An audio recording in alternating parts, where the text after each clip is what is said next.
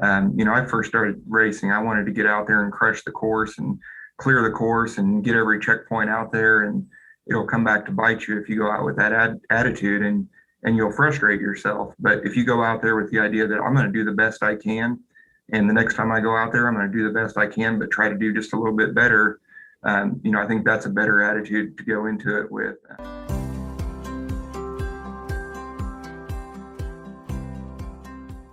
Welcome to the Dark Zone, an adventure racing podcast. This is your host, Brian Gatens. Today's episode is with No Sleep Adventures race directors John Farless and Brian Fribley, lifelong friends, adventure racers, avid outdoorsmen, and the team that brings top-notch races to the Midwest. I first learned about No Sleep thanks to Ann and Lauren at the Burf Barf podcast and their hilarious and glowing report of a no sleep race. Brian and John's enthusiasm for all things adventure racing, their love of the sport, and their friendship comes across loud and clear. This was a fun one to record, and I hope that you find their excitement as infectious as I did.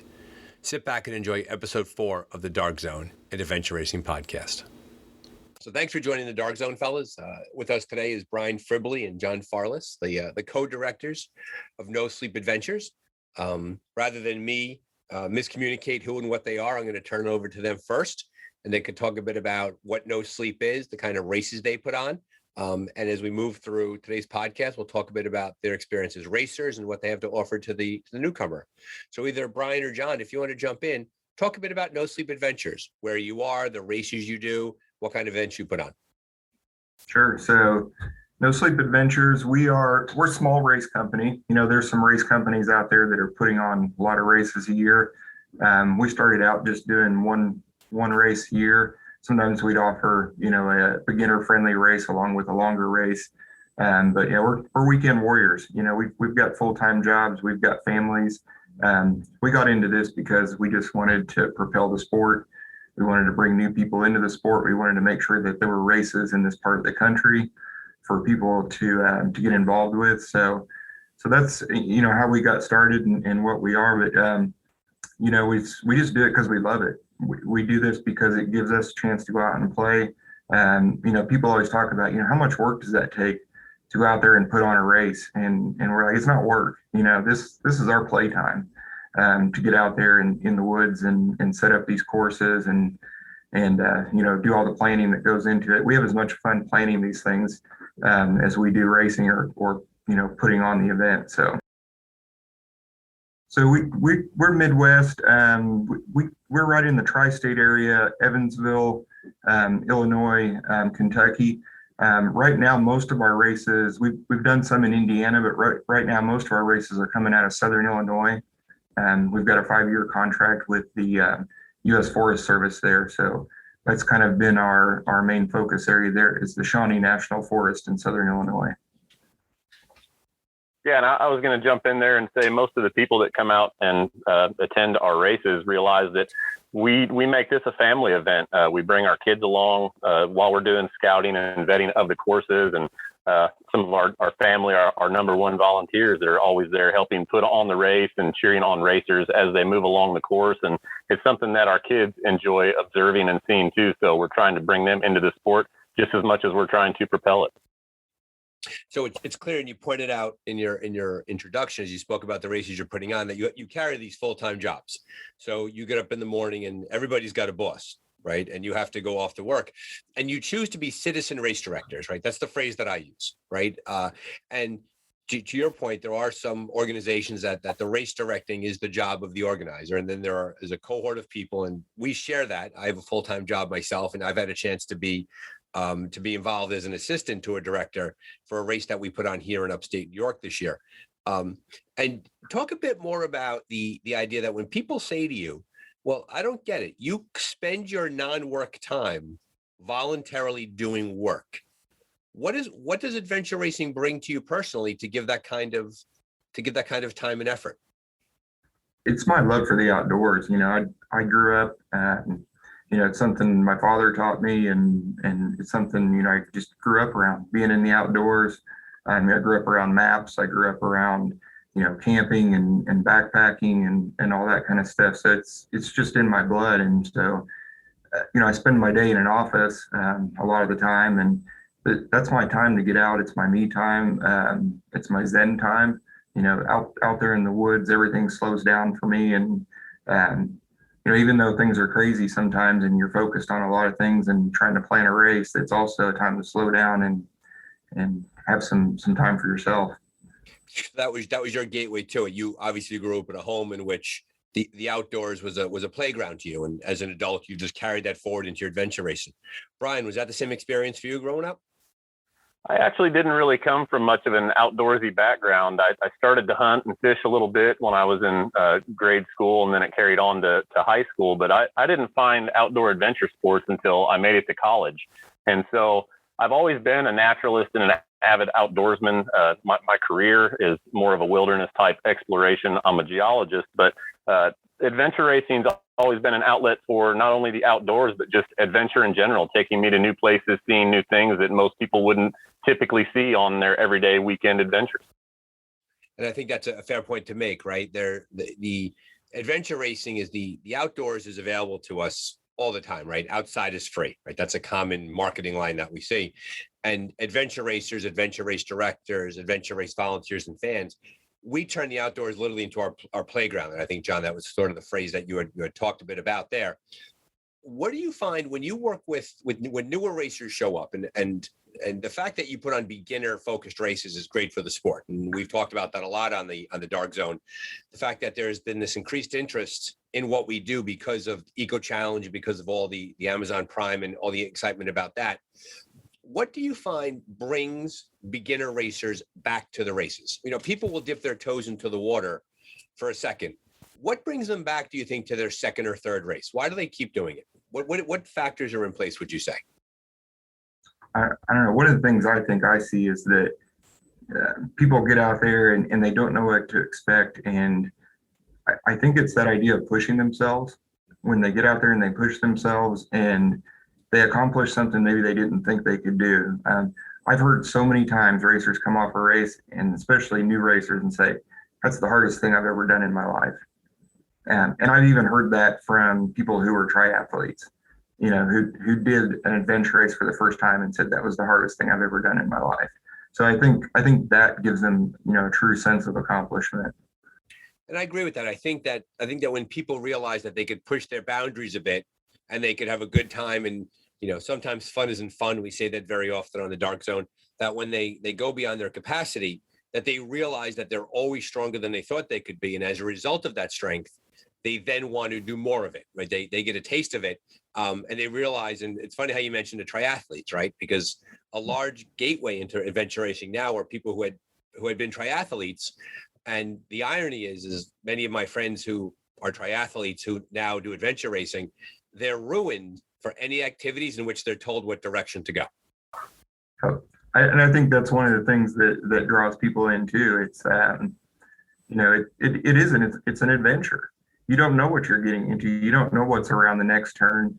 There's no marked course. There's no spectators down the side of the road. You don't know what's on the other side of that creek or over that next ridge. And I think that's part of the excitement of it. Brian, what do you think about that? Part of the predisposed notion that a lot of our racers come with, and we get this a lot, is, they show up to our race courses and they say, well, holy cow, I thought that Illinois was all flat. I thought that most of Indiana was flat cornfields. And all of a sudden they're staring at 120-foot cliff faces, and we're taking them out in the dark and seeing 60-foot waterfalls. And they just have no idea that those type of resources are found throughout the state of Illinois and Indiana. You just have to adventure a little bit and find them for yourself. And so part of what we do as No Sleep Adventures is we try to highlight all those geographic features. And when we go out and set courses, we try to find those pristine type environments. Garden of the Gods is a huge tourist draw for Southern Illinois. And it's kind of a central location. You go there and all of the scenes are just epic. It's something that you wouldn't expect to see, but you're also there with a few hundred of your non-closest friends. And so what we do is we try to find those same epic scenes through the course scouting and recon of the maps. And then we take them out and we get them to those same epic views and cliff faces, and they're there by themselves, and they're able to actually immerse themselves in that environment and enjoy nature for what it's worth. And it's more than just hiking, right? Hiking and backpacking are fine pursuits, but adventure racing brings that layer of added enthusiasm and excitement into the outdoors. I have to laugh about Southern Illinois. As our listeners can tell by my accent and by your accent, we're not exactly from the same part of the country. But I will say that we will do adventure races in New Jersey.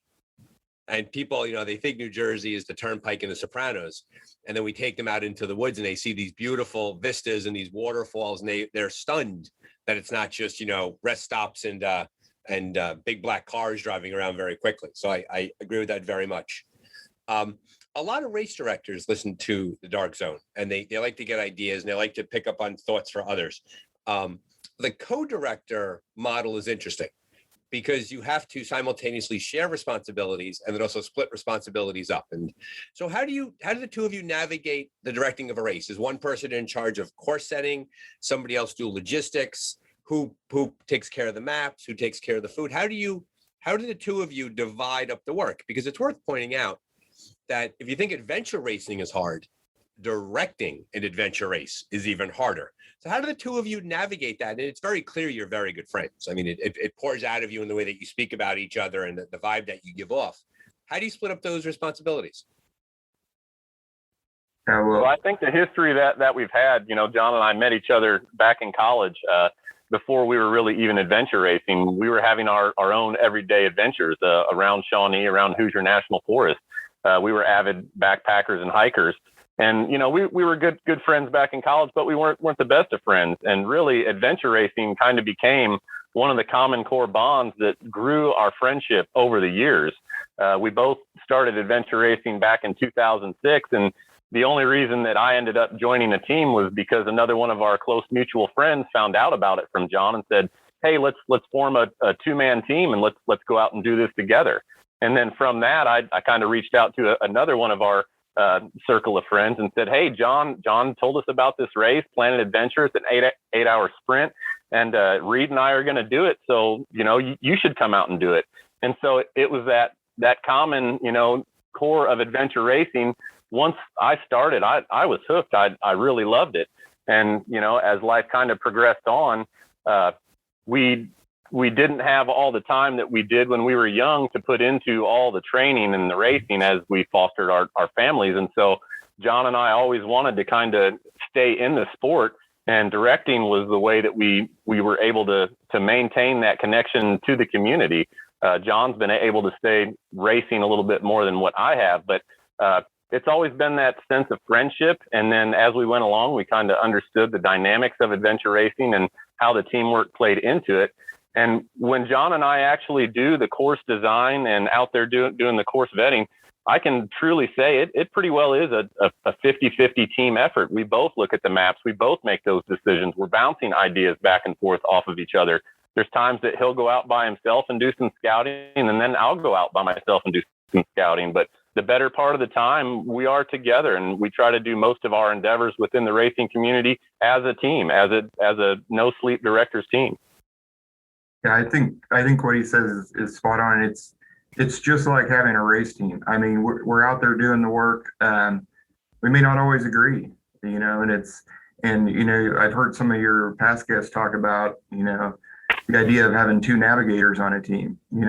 You're not always going to agree. So we don't always see eye to eye, but we have to figure out a way to work it out and to move forward.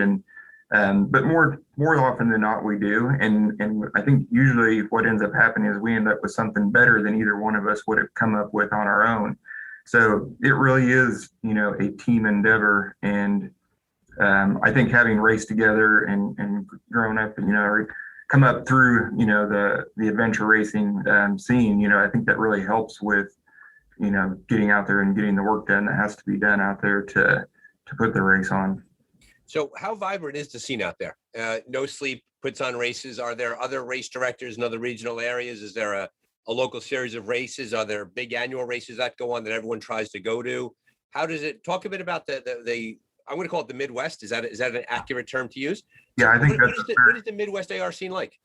I think the Midwest is actually a very strong AR scene. I think as a lot of us know, there's probably some areas of the country that don't have a robust AR scene. And I would say, East Coast and the Midwest are some of the stronger AR scenes out there. I mean, for instance, our racers, we get some of the top teams in the country. We get teams that are competing for the national title that are attending our races every year. So there's several races, and it's the scene has changed though, and that's one of the reasons we got into this. I mean, there used to be several races around. I can think of a few. Thunder Rolls over in Illinois. There was the LBL Challenge just south of us in Kentucky. Planet Adventure just north of us in Indiana. A lot of those have kind of come and gone by the wayside, and there's others still kicking. We've got Dino with Brian Holhausen putting on races right here in Indiana. Stephanie Ross, Flying Squirrel Adventures. I think she's focusing more on the women of AR now, which is a very honorable thing she's doing there with getting women into the sport. Dallas and Sean with 361 Adventures. So I think there's a very vibrant scene here, and one of the great things is we've been friends with all those folks. I mean, those are the races we got started with. Those are the races we were doing. We got to know those folks, and so when we go to put on a race, for instance, we make sure that our race doesn't conflict with any of those other directors. We're a community. We all come together. We make sure that we're all working together to make the Midwest a vibrant racing scene. We're not competing against each other. And it even comes down to, we put on some adventure clinics for new racers. And one of the things we've done is always reach out to those other directors in the area. And so several times we kind of had this rotating new racer adventure clinic where, one of the race directors would host it, but all the other race directors came to help present and put on the clinic. And I think that's just great that we've been able to have that tight knit community here in the Midwest and really work to grow the sport as a team rather than, as silos. And you make a very good point there about adventure racing and the future of it. And I can't help but be struck by the idea during a race itself, teams race against each other, but I think it's safe to say that there's a very high level of camaraderie out on the course because we're all together. We're all sharing the experience, right? And, if we come across a team that matches us in our division, it's not like we're going to tell them exactly the direction to go, but we'll greet them, we'll chat with them, we'll speak with them, and it'll be very convivial out on the course because we have that sense of shared experience and shared suffering in some cases. And I think that transfers over to the race director experience. Right. I think that you make a valid point that when you're putting a race together, you reach out to the formal or informal network of race directors and you make certain that you don't cannibalize each other. And that's a key thing. And the same thing exists on the East Coast, from Maine all the way down to Florida. It's a massive chunk of land, but rarely do two big races go head to head in a reasonable regional area. What is your favorite discipline in AR? What do you enjoy the most when you were involved in racing and you have a chance to get out there? Well, quite honestly, I'm going to have to say that the paddling is by far my favorite. I've always been a swimmer. I was on the swim team in high school, and I was an endurance swimmer, long distance, 500, 1,000 at that time. And then as I progressed through college, got into, a lot of the boating on the local rivers. And so I've always enjoyed that. But then one of my first jobs in college was a landscaper through the summers. And that's a lot of very physical, labor intensive activity with my arms and shoulders. And so I always did very well in the paddle. And one of my first teammates, who I grew up with, went to elementary school with, went to college with, he and I were in the military together. Ultimately, we ended up in our own landscaping company when we first started in adventure racing. And we found that we would just crush the paddle. Our arms and shoulders were used to digging trenches and holes the entire time, and we would make up huge amounts of time during the paddle. Yeah, and I'm going to disagree with Brian on that one because the paddle is my absolute least favorite part of the race. I mean, I get sleep monsters in the middle of the night. I can't wait for that section to be over. I don't eat or drink right when I'm paddling because I never want to put the paddle down. And, that's my least favorite section of the race. So I would say for me, it's the trek. I usually serve as the lead navigator when I'm racing, and being out there on foot, seeing the landscape, being able to read the landscape, compare it with the map. That's where I excel, and that's where I enjoy being. I see hills as a challenge. I get to a hill and some people are like, oh God, another hill. And a hill almost gives me more energy. I feel better at the top of that hill sometimes than I did, coming into the bottom. And so, yeah, definitely the trek for me. So let's talk a bit about navigation for a second, because this is always an interesting topic on the dark zone. When you navigate, you have your map and compass skills. And for our listeners that are out there, and if you're a little puzzled by all the terms we're using, I recommend our listeners go back to episode 1 with Mike Garrison, the director of USARA, who gives a great overview of what AR is. When you map and compass, are you like a compass in hand, take a bearing and go in a certain direction, or do you use the landscape features and sort of head out in a certain direction with your gut telling you you're going in the right spot? What's your strategy? So that changed over time. I can say when I first got started, I had that compass around my neck. I had that compass in my hand all the time, took bearings all the time, especially at night. But as I progressed as a navigator and got more comfortable, and now I've got a small ball compass that goes on my wrist around my watch, and sometimes I'll use a Moscow compass on the side of my hand. But there's a lot of time now as a navigator, I don't even use a compass. I'm reading that terrain. I've gotten to that point where when I look out there and I look at a map and I look up, the map and the terrain look the same to me. You get to that point where you know that map so well, you know that terrain so well, and you know that how to bridge that gap between what you're seeing on the map and what you're seeing in front of you, that you find yourself using that compass less and less often. What mistakes do you think that beginners often fall into that you would want to warn them off of? Well, I'll take this one right off the bat, and that's the gear. So many people, when you start talking about adventure racing, they get so intimidated by the amount of gear that they envision themselves having to have in order to be competitive in the sport. And it doesn't matter whether it's adventure racing or paintballing or anything.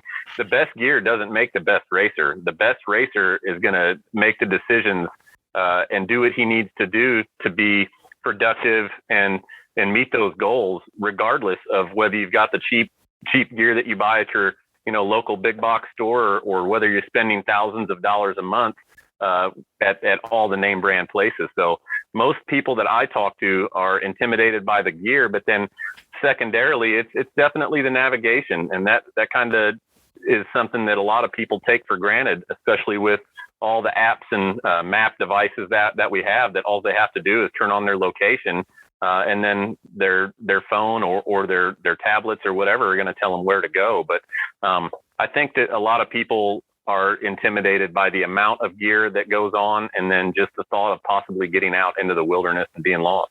Got it. John, what do you think? I would agree with what Brian's saying there, but the other thing I think that really intimidates new racers is the competition. And with these types of races, we're not separating out the beginners. We do a little bit when we do 2 different races, but even the same when on our longer races, we've got newbies, we've got people who've done 1 or 2 racers, and then we've got the national champions from last year out there racing on the same course. And I think sometimes they look at those folks and they see them go out hot, and they see them building this 1 hour, 2 hour, 3 hour, 4 hour, 5 hour lead by the end of the race. And that intimidates them, and they feel discouraged. And I think people need to not feel that way and just race their own race and realize that, there are a lot of different, divisions of athletes out there, and you need to just go out there and have fun. And that's something I had to learn. I first started racing. I wanted to get out there and crush the course and clear the course and get every checkpoint out there, and it'll come back to bite you if you go out with that attitude, and you'll frustrate yourself. But if you go out there with the idea that I'm going to do the best I can, and the next time I go out there, I'm going to do the best I can, but try to do just a little bit better, I think that's a better attitude to go into it with. So that's one of the things I think I see racers doing, is coming into a TA just discouraged with how they're performing out there on the course. Common misconception that newer racers have is that they layer on the traditional athletic event expectation on top of an adventure race. And as a result of that, things kind of go haywire when they come to a TA and the TA is half empty and a lot of the bikes are gone and things like that. So Brian, when you When you talk about newer racers, what advice would you give them in terms of level setting their expectations? Well, the first thing that I always approach with them is I kind of bring up that, this is an adventure race, and you have to choose whether you're going to focus more on the adventure or the race. And they kind of complement each other as your experience level builds. But for, the younger generation, and even some of the most experienced and veteran racers that have been doing this a long time, but don't quite have the stamina and the ability to make it more about the race, they're out there for the adventure. And that's ultimately what life is about. It's not always about where you finish in life or the course that you take to get there, but the experiences that you gain along the way and how much you enjoy them. So I always try to emphasize the adventure. And then the most pertinent thing to me with being successful in adventure racing and life in general is not quitting. Just never give up. That's the only failure in adventure racing as well as life is just don't quit. You have to realize that when you come out to these events, in most cases in life, we're not going to ask you to do anything that's impossible, but what we're going to do is we're going to ask you to do something really hard, followed by something really hard, followed by something really hard. And if you focus on, the end all be all that's 35 checkpoints down, it's going to be so much more daunting when you start than just say, well, I'm here at the start and I've got to get from checkpoint 1 to checkpoint 2, and then checkpoint 2 to checkpoint 3. And of course, you're going to come along to a certain, avenue where you say, well, I just don't know that I need to go for checkpoint 5 and 6, because that's not going to facilitate the end game of me finishing the race on time. And it's also going to make it to where I'm probably going to lose 3 or 4 more checkpoints just for going for these 2. So I always, tell them, focus on what's ahead of you. Just work your way along the course and enjoy yourself, because that's what life's about. And that's what this race is ultimately going to be about to you, because if you enjoy yourself in your first few races, then you can build upon the competitiveness and the racing aspect of it. So Brian, I think that's hilarious. I think that you should go into public relations for adventure racing, because guess what? We're going to ask you to do something really hard, and then something really hard, and then something really hard. I could just feel the people lining up. Take my money. Right. Well, but it's true. Well, like John had said earlier, though, people look at this and they come into it and they don't know how they're going to do. And at the end of the race, they're like, that was the hardest thing that I've ever done. And I'm sure that, you've been there, John's been there, I've been there. Every racer has been there, where everyone reaches a certain breaking point, not only in these races, but in their lives.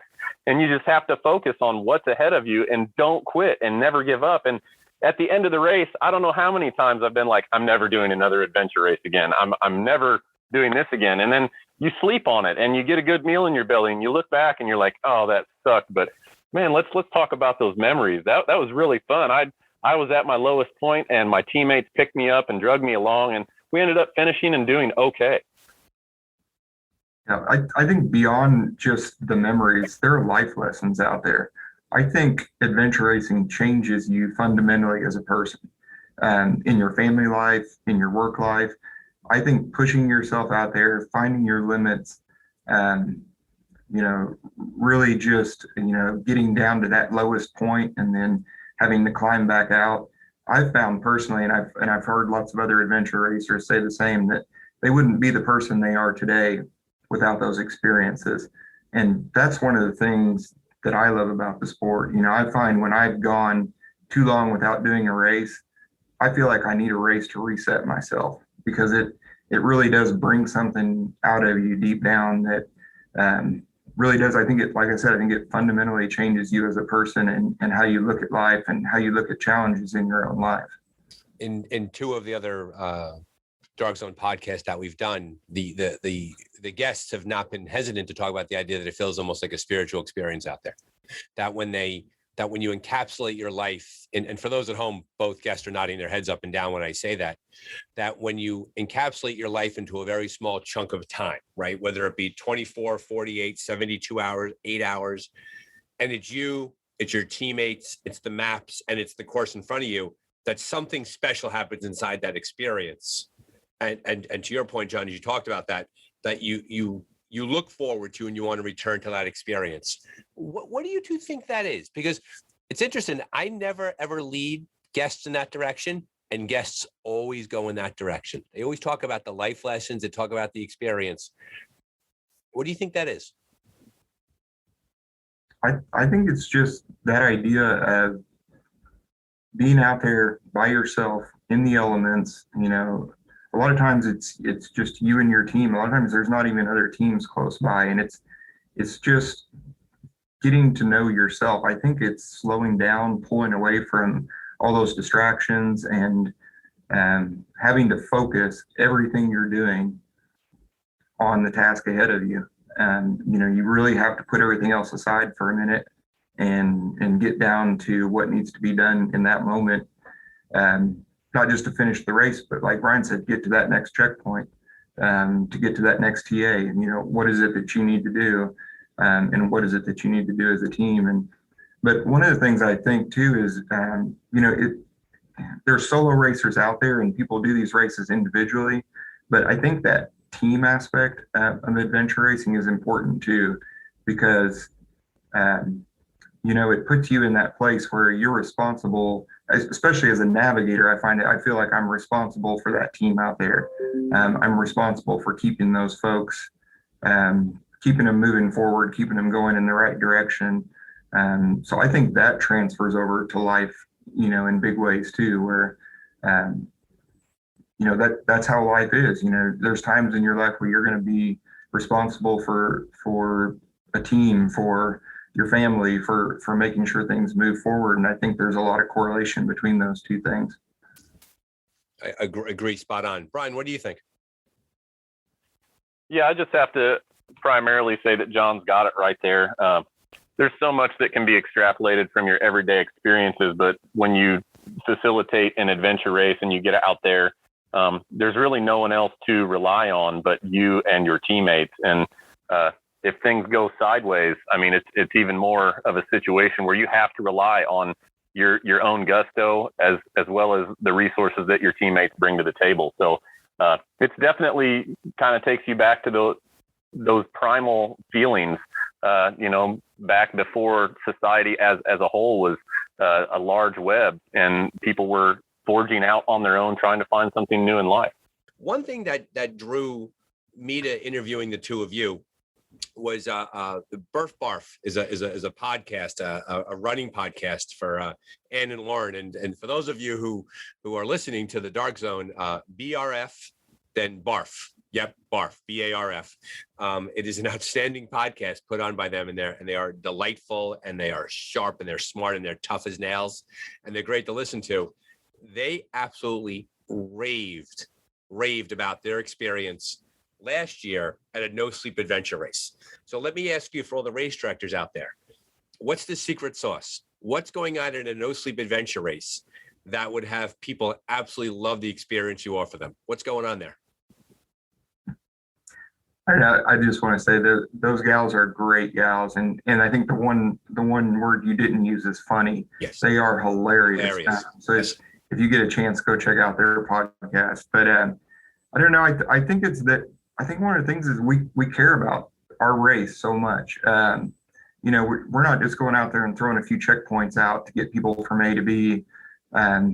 We want this to be the best experience possible for our racers. We spend 6 months longer out there vetting course, looking for checkpoints. We're trying to get people to beautiful places, and we like to create remote races that get people, out away from the beaten path. It's just, everything about it. We want everything from the awards to the post-race experience to the pre-race meeting. We want all of it to be about the racer and about the community and about bringing people together. And I think maybe that's what it is. I mean, we just want it to be the best experience possible. That's very clear. I can that's what definitely compliment. I can definitely compliment what John's saying by the amount of work that we put into it. But once again, being co-race directors and taking a team-oriented approach to our races, I always kind of bill it, and I always bring this up when we're either doing our pre-race or post-race, but John's primary goal is to have an epic and fun adventure race out there. And then I follow that up with my primary goal is to have an epic and safe adventure race out there. But either way you go, we want it to be an epic experience for the racer.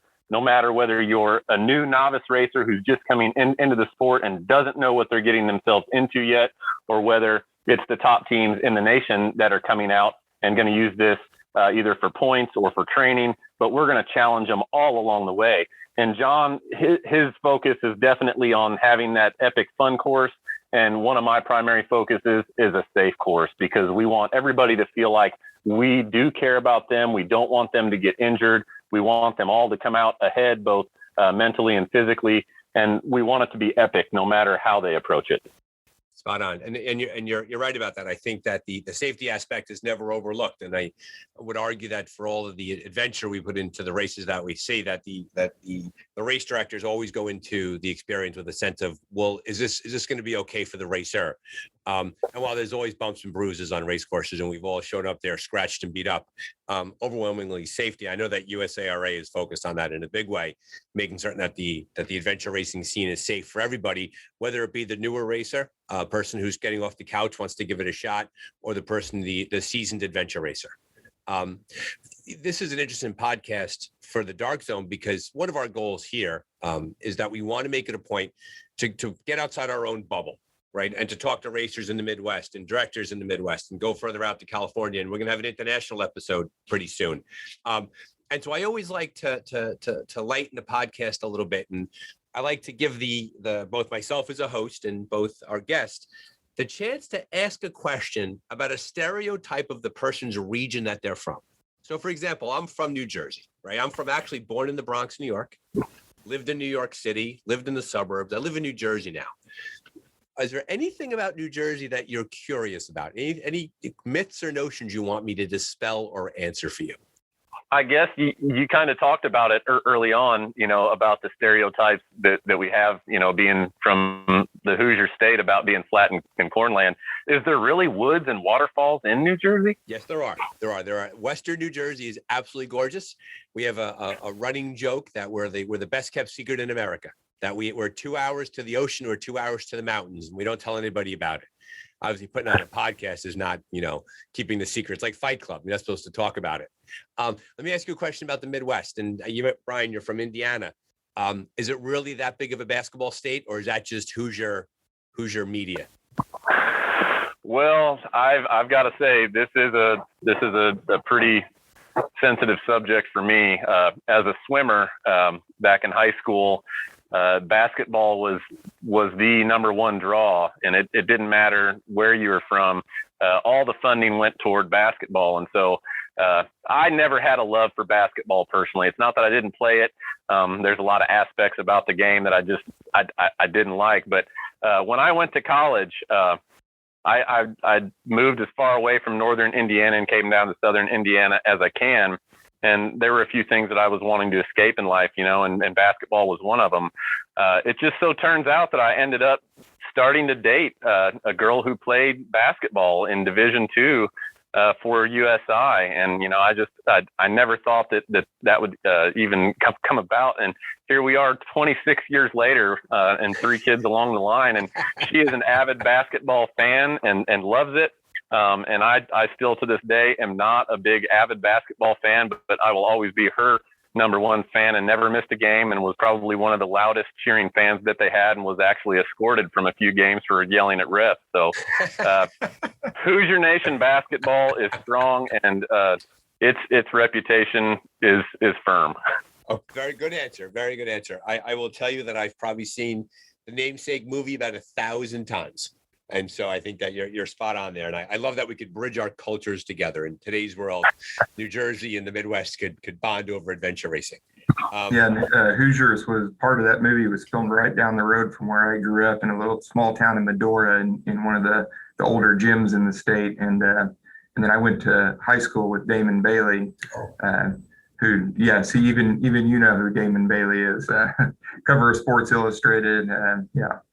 So for our listeners, and John, I will insist that you correct me if I'm wrong about this, but Damon Bailey was a phenom, and I believe in 8th grade he said he wanted to go to Indiana, and so the headline in Sports Illustrated was Damon Bailey picks Indiana high school to be named later. Was that true? I've heard the story. I can say that Bobby Knight made several trips to my high school and sat in the stands at our high school basketball games, recruiting Damon Bailey. Wow, I will save that for the Basketball Zone podcast, because that's a fascinating piece of Indiana history there. Both of you have not only are you accomplished race directors, but you're also racers yourselves, right? And it's the racing, it's the story that keeps us coming back. What race, and Brian, we'll start with you. What race would you go back to in a heartbeat? What event did you do that you would, if you can go back to that race, you'd go right back to it? I've got to say it was probably my first 30-hour race that I actually raced as no sleep. John was helping direct the course with Mike Garrison. This was back in 2011. I was going into it with my veteran teammate, Israel Hayes, who I'd raced since 2006 and had such a long life legacy with. We were partnered with another adventure racer, Susan Kent, who at the time was just getting into the sport herself. And it was just a surreal type setting. I didn't know how we were going to do. I'd done a lot of 8s and maybe a 12, but never 30. And we started out at a midnight start, which you don't see a lot in adventure racing. John and I just did that for the first time in this year's No Sleep Adventure, and it actually went off pretty well. But just the whole race in itself was a surreal experience, from the lead up to it, from the start at midnight. It was a hot night. We ended up doing a long swim as a prologue, fully clothed, where we went into a long paddling where we were in and out of the canoe all night long. We had huge thunderstorms that ended up rolling through with just spectacular lightning shows. Just made the whole, adventure racing experience in that one race. The next day was hot and muggy and sunny. We had some injuries on the team that we ended up powering through. We had an epic 200-foot rappel at Hemlock Cliffs there in southern Indiana. It was just a really fun race, and one that really embodied what adventure racing was about. So let me ask you a quick question. So John was one of the directors of that race, right? So your buddy, your co-director, a midnight start, prologue for a 30-hour race, and they had you swimming in the prologue. Yes, it sounds like it was planned, but none of it was. I didn't even want to race this race, and John had to do everything under the sun to convince me to jump off into the long race. And so what I've got here is something. It's a little sheet that John sent our team, which was like the final words of advice. And I want to read this because it still rings true. And this is something that adventure racers that are just starting could cling to. But I'm just going to read it here. Okay, team, just a few final thoughts. I'm actually pretty jealous that I'm not going to be out there this weekend. Just remember, I've been on all the course already in a car. And then he leads in and he's like, in no particular order, plot and replot. Have a CP plotted in the wrong spot is not fun. Count your paces. Make sure that you're on your distance. If you get multiple maps, number and letter them on the sides that fit together, making finding the right map in the field easier. Fold and cut the white border on the edge, but never cut off the actual UTMs. You may need those coordinates later. Keep your maps dry. Use lamination sheets for keeping your passport safe, and check on it often. Use your tow systems, and don't be afraid to ask for a tow. Bike tows can be used even when you're pushing hills. You're a team, and if you work as one, you'll move faster. Help each other out in other ways. Carry packs, push bikes, etc., whatever it takes. Know where everything is in your teammate's pack. That way, if someone stops to look at a map or you need something, you can grab food, water, or whatever else you would need. Use the same system in transition areas for totes if you have them. Have someone in charge of reminding to eat and drink. A good rule of thumb is every 30 minutes or so. May sound weird now, but late in the race, you'll know what I mean. Don't go too long without eating or drinking. You can't get it back. Drink a lot of water and stay hydrated before the race. Bring a little bit of comfort food, no matter what it is. If at all possible, put 2 bike bottles on your bike and duct tape them so you don't lose them. It happens. Remember that very often ridge tops have deer trails or old fire roads, and they don't show up on the map, but you can move 5 times faster on an old road than you can going up and down ravines. You're probably going to make a nav mistake. Don't sweat it. So will everyone else. Don't worry about who's in front or behind you. You have no idea how many CPs they have. Race your own race. Don't follow other teams. They're probably lost. unless it's Garrison. Then throw a toe strap on them and enjoy the ride. Have fun out there and keep it light. This is an experience. The only failure is quitting. You're going to get really sleepy at some point, and this usually passes, and you get a second wind or two. Use the caffeine if you can stomach it. Keep moving. All those little stops will add up. You don't have to be fast. You just have to be steady. Wear a headlamp in addition to your bike lights for night riding. Put a unique color of glow sticks on your canoe. Read your instructions carefully and double check them at all the TAs and special sections. Make sure you punch all your CPs and get all your signatures and initials. I've been to a CP sleepy and forgot to punch it before we left, or left a TA without an initial or the actual passport. It may not feel like it, but at some point, this will end, and you'll be so glad you did it. Nothing like crossing the finish line on a 30-hour.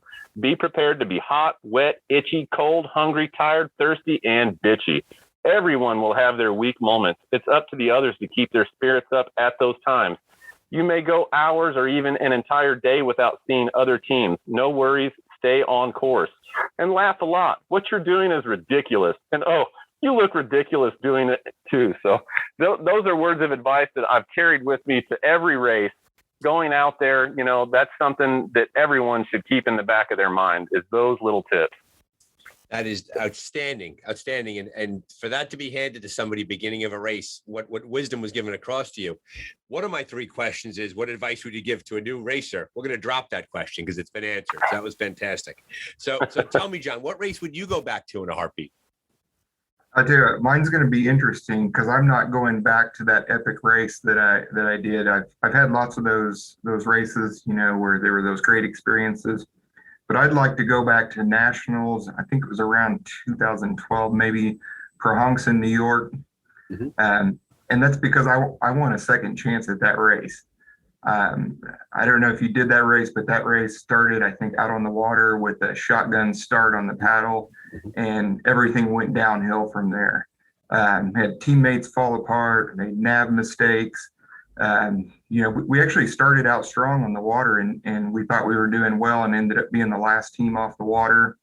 You know, I did that thing we've heard people talking about where we're barreling down hills, only to realize that, you know, we've been chatting away and missed the turn and had to go back up. And so it was one of those races where nothing went right. Everything about that race I struggled with and got frustrated, and I'd like another chance at that one. Shot at redemption. And if memory, and I was not at that race, but if memory serves me correctly, that was put on by the New York Adventure Racing Association. I think that they were the race. I think it was. And it was also extremely cold. I think that was one of those races where I'm not sure it ever got above freezing, even during the day. Yeah. That was Rodney and Amy, Villela and Amy Bartoletti, and that whole crew was involved in that. And they put on a fantastic race. It was nothing about the race. It was just one of those days when you're off. And that's another thing I think, you know, new people need to realize is, you know, you may go out one day and have the strongest race of your life, and, you know, you may come back 2 weeks later and do another race,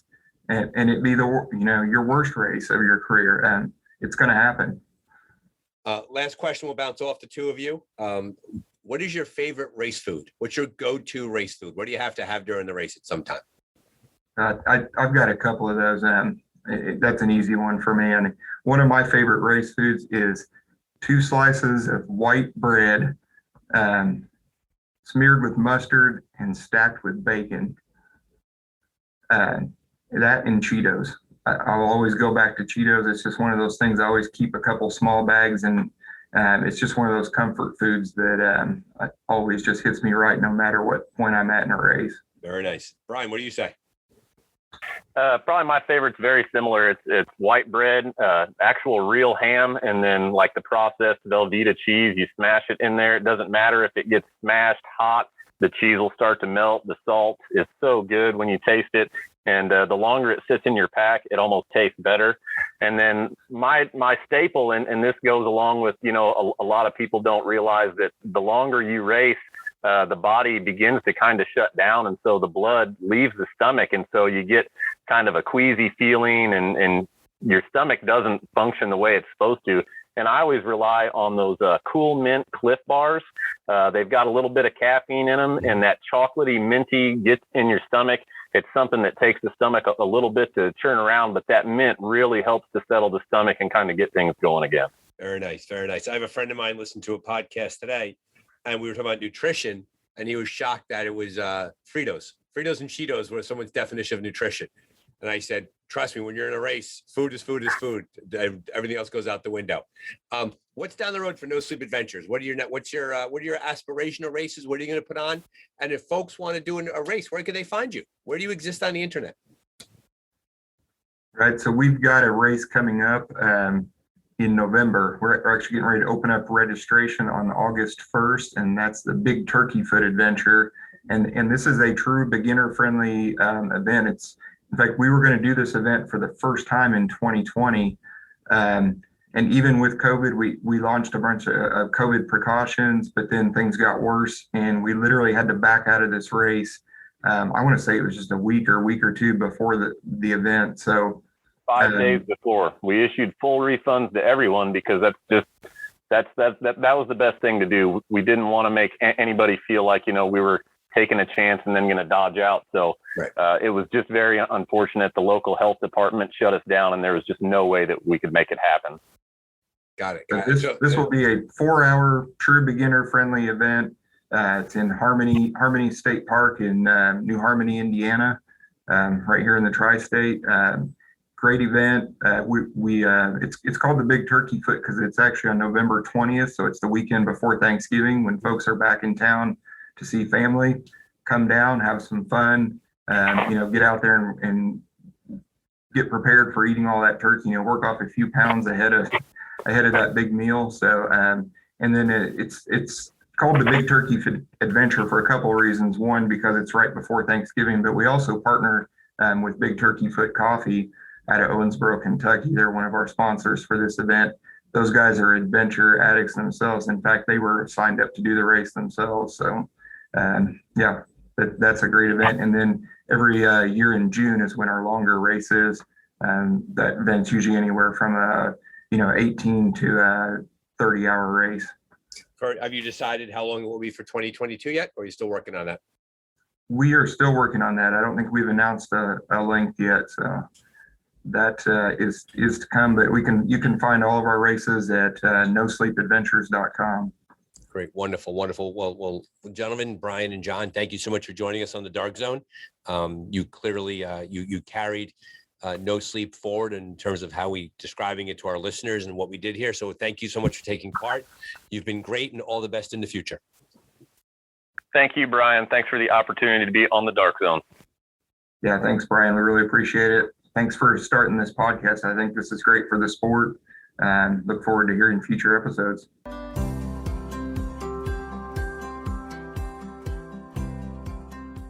Well, there you have it. Big thanks to Brian and John for taking part in this episode of The Dark Zone. You could find them at nosleepadventures.com. We encourage everyone to check us out on www.ardarkzone.com or drop me an email at brian@darkzone.com. If you are listening to this on one of the more popular podcasting platforms, I ask that you please give a review. Feel free to give 5 stars. The more reviews, the more stars, the more notice we get. Thanks for joining us. And remember, check your maps and check on your teammates.